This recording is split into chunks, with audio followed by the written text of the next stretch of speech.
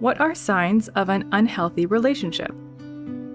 Unhealthy relationship is when you are like not in the good mood. You text that person, hopefully that person will come support you, but that person never answer your text, never answer your phone call. They just put you in the blind side and didn't care about you, didn't respect you.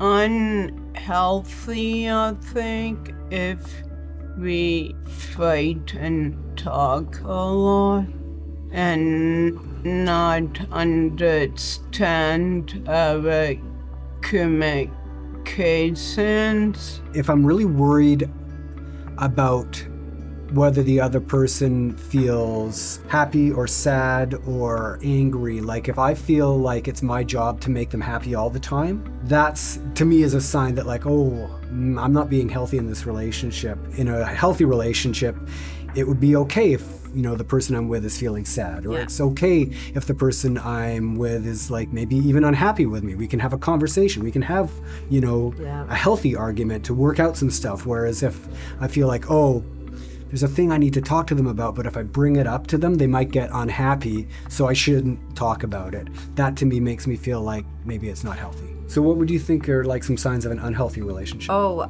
Definitely violent tendencies. I dated a guy who was really obsessed with me. He didn't like me talking to other guys. Oh, okay. Yeah. They're jealous.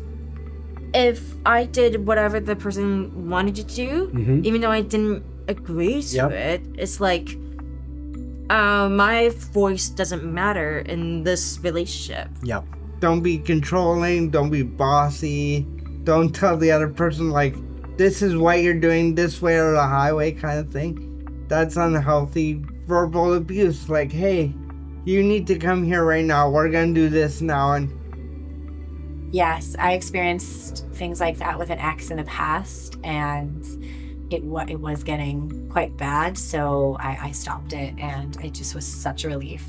I've seen a lot of my friends who are mostly females and autistic that it seemed like they were in a honeymoon phase until getting further and further, they either the boyfriend abuses their comfort zone, and they can't say no, but they're in a very difficult situation where they either can't move out because of house insecurity, right, or they can't say no because of not being taught to say no.